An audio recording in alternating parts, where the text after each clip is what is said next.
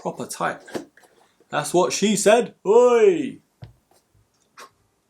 Anyway. Perfect.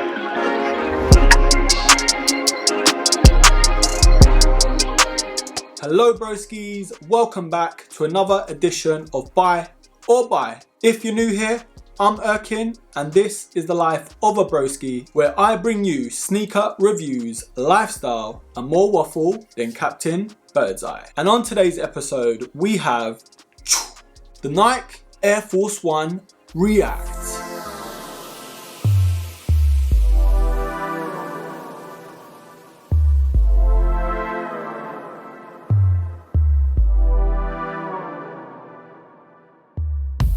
Now I have done this review on this sneaker before, but it was the white, university red and blue colorway. And I am a massive sucker for an all white sneaker, so I had to get these bad boys on the show. Now diving straight into this sneaker, this white and pure platinum colorway brings out the best of the Air Force 1 and React collaboration. Now of course, this sneaker is covered in synthetic leathers, and across the middle of the upper going around is that mesh-like material covered by that oversized printed swoosh on both sides. Now on the inside of the upper around the back there is that DMS X badge which pays homage to Dimension 6, which was Nike's previous name. There is that light material on the tongue going all the way down, and on that little pull tab we have the Nike Air Force 1 at the top. And on the back, at the heel counter, we have Nike Air with the Nike swoosh stitched in. So there isn't much difference at the moment, I know,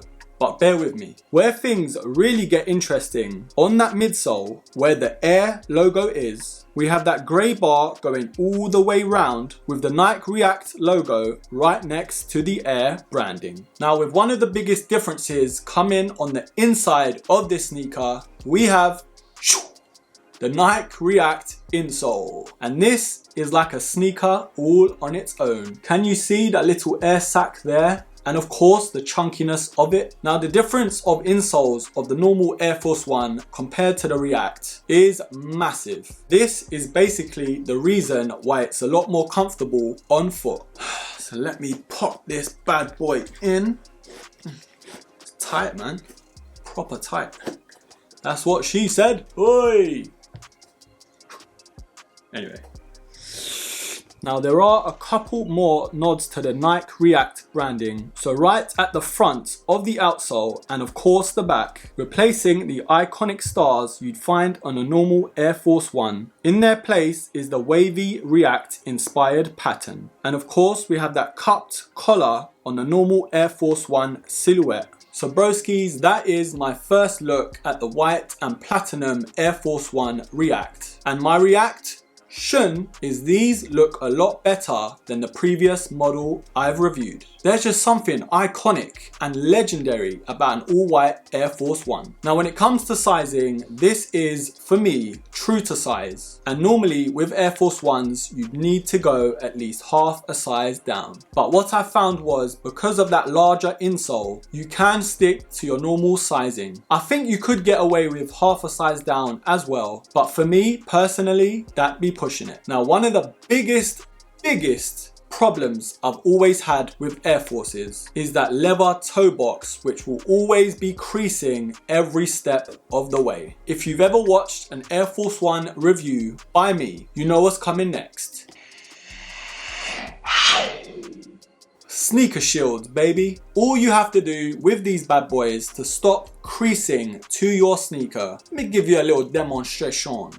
So, voila, okay, just sneak these in to the sneakers, okay, not in just yet. Give me a uno momento, call me Enrique. You just pop these in, they act like a bridge for your sneaker, so now this is a lot harder than it would be. Now if you do want to cop a pair of the sneaker shields, I will leave a link in the description box below, so grab yourself a pair. So now that's out of the way, back to business. So one of the main selling points of this sneaker is of course the comfort. There is a massive difference on every step you take with this sneaker because of that insole. I am a massive fan of the React technology when it comes to comfort. Honestly, I think it's on par with the Ultra Boost technology from Adidas. So out of 10 for comfort, I'm gonna give a 9. I would have given a 9.5, but the materials on the upper holds this sneaker back. And that's a nice little segue onto breathability. Because this sneaker is still synthetic leathers on the upper, I know there's that mesh strip, but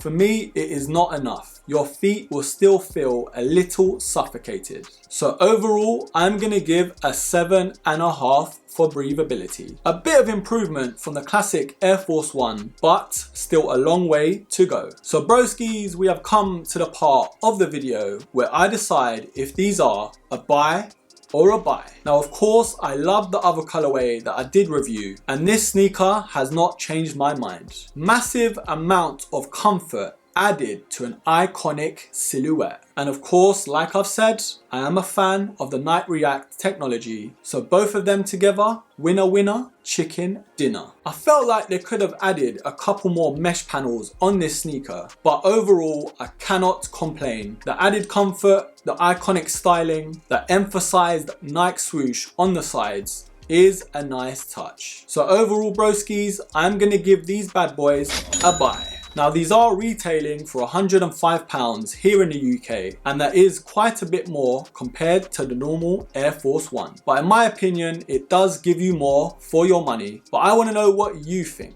Are you copping a pair? Are these too similar to the normal Air Force 1? Or did you go for another colorway in the end? Leave your comments down below, and of course, as always, I will be pinning the best one. Anyways broskis, that's enough from me. I hope you liked this video, and of course, as always, don't forget to subscribe, like, comment, share, and of course, until the next episode, take care.